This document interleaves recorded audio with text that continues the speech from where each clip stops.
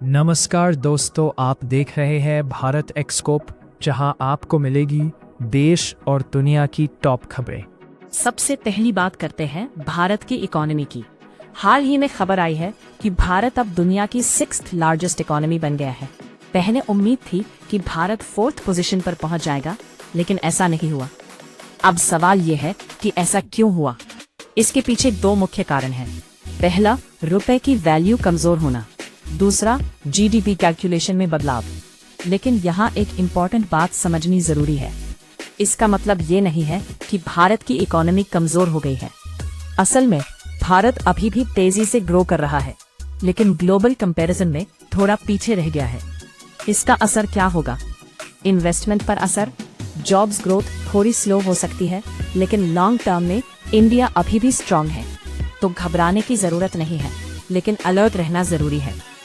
अब बात करते हैं एक बहुत ही इम्पोर्टेंट खबर की, 2026 का मानसून।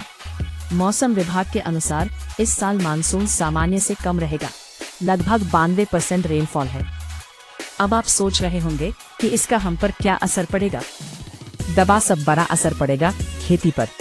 भारत की करीब 70% खेती बारिश पर निर्भर है। अगर बारिश कम होगी, फसलें कम होंगी, सब्जियां और अनाज महंगे होंगे, इन्फ्लेशन बढ़ेगा। इसका सीधा असर आपकी जेब पर पड़ेगा, जैसे दाल, चावल, सब्जियों की कीमत बढ़ सकती है। तेल भी महंगे हो सकते हैं। और यही नहीं, कमजोर मानसून जीडीपी ग्रोथ को भी स्लो कर सकता है। तो ये खबर बहुत बड़ी है और आने वाले महीनों में इसका असर दिखेगा। अब चलते हैं दुनिया की सबसे बड़ी और खतरनाक खबर की तरफ, मिडिल ईस्ट क्राइसिस। ईरान और अमेरिका के बीच तनाव बहुत ज्यादा बढ़ गया है। ईरान ने हॉर्मुज स्ट्रेट बंद करने की धमकी दी है। अब ये स्ट्रेट इतना इम्पोर्टेंट क्यों है? दुनिया का लगभग 20% तेल इसी रास्ते से गुजरता है। अगर ये बंद हो जाता है तो तेल की सप्लाई रुक जाएगी, पेट्रोल और डीजल महंगे हो जाएंगे, पूरी दुनिया की इकोनॉमी प्रभावित होगी। भारत पर इसका क्या असर होगा? भारत अपनी जरूरत का लगभग 90% तेल इंपोर्ट करता है, इसलिए फ्यूल प्राइसेस बढ़ेंगे, ट्रांसपोर्ट महंगा होगा, हर चीज की कीमत बढ़ेगी। और सबसे बड़ी बात, अगर ये कॉन्फ्लिक्ट बढ़ता है तो ये वॉर में भी बदल सकता है। इसलिए ये खबर बहुत सीरियस है। अब एक पॉजिटिव खबर की बात करते हैं। भारत और चीन के बीच लद्दाख टेंशन के बाद अब पहली बार दोनों देशों के बीच बातचीत हुई है। SCO मीटिंग में दोनों देशों ने डिस्कशन किया। इसका मतलब क्या है? दोनों देश अब टेंशन कम करना चाहते हैं। ट्रेड और रिलेशंस इंप्रूव हो सकते हैं, लेकिन अभी पूरी तरह ट्रस्ट वापस नहीं आया है। यह खबर एक झटके में बदलती है। हम सबको इसकी निगरानी रखनी होगी। अगर ये ट्रेंड कंटिन्यू रहा तो पॉजिटिव और नेगेटिव दोनों पहलू सामने आएंगे। नहीं आया है, फिर भी ये एक अच्छी शुरुआत मानी जा रही है।